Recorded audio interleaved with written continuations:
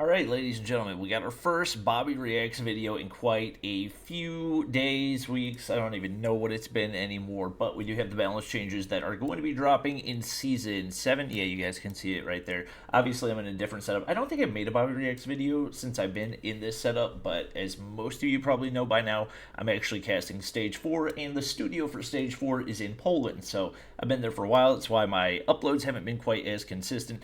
But we are going to be running through all the new balance changes and seeing what we have to look forward to. And one very interesting thing, there's a new stat coming to the game, which is not something that's happened, I think, ever since Gunsmith, with the exception of maybe bullet speed. But anyway, we'll take a look at everything. The bullet impact is the new stat that I'm talking about. I'll explain it whenever it comes that time. But basically, what you need to know is that both LMGs and snipers are getting a buff because of it.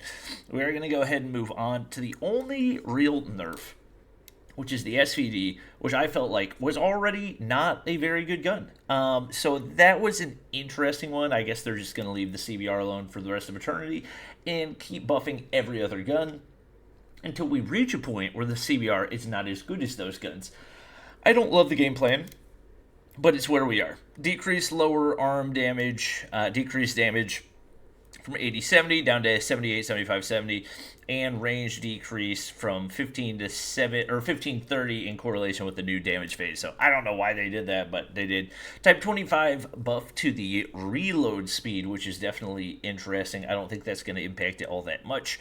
They made some changes to the M4 underbarrel. Switching to under grenade barrel now has switch time, and underbarrel grenade launcher now has a unique inspection animation. That's nice. And you get an extra underbarrel launcher shot, which is good because you only had one before, which made it pretty useless. BK-57 increased reload speed. I don't know why they're messing with the reload speed so much, but I don't hate it. Same for the DRH.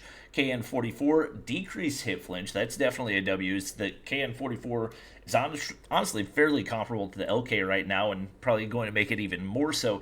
That's actually going to help a lot come the buff to the new stat that we're going to be seeing for LMGs and snipers.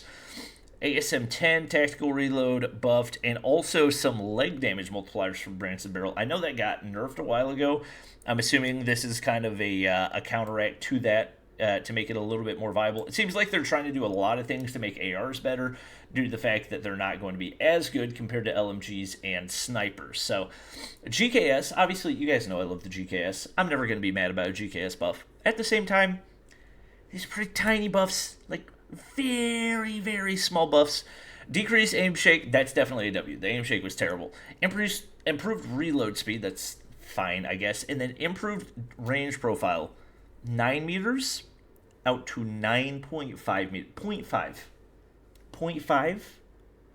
0.5.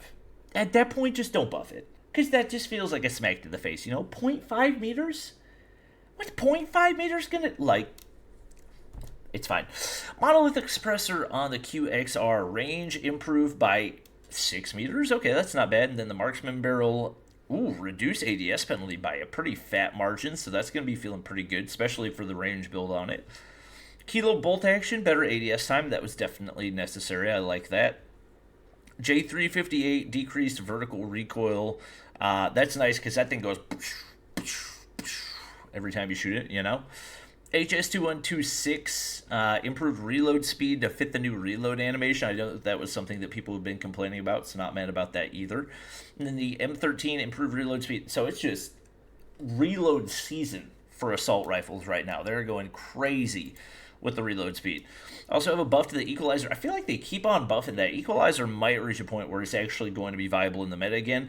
Guardian is the worst score streak in the game by a mile, so damage increase from 20 per second to 30 per second. I think they need to increase like the radius on it to make it viable, but that's not the worst. Sticky nade, detonation time after being thrown reduced from 5 to 3 seconds. Okay, that's not bad. I feel like it's going to increase the odds of me nading myself, but you know, it's worth it.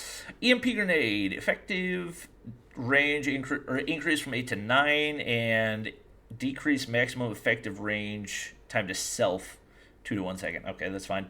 Dauntless, improved burning damage reduction from 30 to 40. Dauntless looking better and better. think they're trying to make less people use pinpoint, but honestly, they're just going to need to nerf pinpoint if they want that to happen. Unit support perk. This is one that nobody ever uses. Improve scoring ratio. Okay. Increase teammate shared operator skill charge from 30. Stop it. Stop. 30 to 40. Okay. Decrease personal operator skill charge from 60 to 50. It's fine, I guess. I'm still not going to use it. Tracker perk. Tracking time from 4 to 6 seconds. Okay, not bad. Only time I'm ever going to use it is in like 1v1s, but you know, take what we can get. Agile perk. Sprint to fire reduction increased from 10 to 15%. Well, that's going to be nifty as well. I'm curious if we start to see people use that with like shotguns and stuff, maybe. And then we have some BR changes. Scout class teammates can now see friendly sensor darts in the radius on the map correctly. Teammates can see red dots in the minimap and enemy silhouette. And Clown class got charge speed nerf. 5 seconds on the upgraded version, which is not really all that much. Obviously, one thing that we definitely want to talk about is the new stat that's being added into the game, because it is something that we've not really seen in a long time. Basically, the way that it works is it's a stat that's getting added in that I think is going to be adjusted by attachments as well. But it's called bullet impact, so now hit flinch will no longer be affected just by the weapon itself. The attacker's bullet impact will also affect how much hit flinch is. Formula to calculate. So total hit flinch is attacker's bullet impact index times defender's hit flinch. So obviously you have attachments that you can put on your guns that increase or decrease your hit flinch. That's going to get impacted. So if you have a bad hit flinch build, or if you don't have toughness, whatever it is, if you're going up against something that has a high bullet impact index, then your scope's going to go like way up in the sky. So rather than like just a little bit of flinch, if you're getting hit by an LMG, it's going to go, which is going to make it that much more important to build out for accuracy and, more importantly, for hit flinch. So this is in the test server version. Only certain weapon types received the general bullet impact index. In the future version, other weapons attachments will have bullet index through balance patches. So slow firing weapons or attachments with larger caliber will have stronger bullet impact, which realistically, I guess that makes sense to a certain degree. Flinch adjustment, hit flinch recovery will now only be affected by recoil. So hip fire and ADSing hit flinch recovery will no longer recover faster and quickly disappears under hip fire state. So obviously something that we're going to have to test out a lot more once it actually gets introduced into the game. As it is, I don't really feel like LMGs needed a buff, and I don't think snipers needed a buff either. So this is something that I would have liked to see introduced maybe for like SMGs and ARs, just because right now you've got the Holger, which is a zero skill weapon, which is going to become even more viable.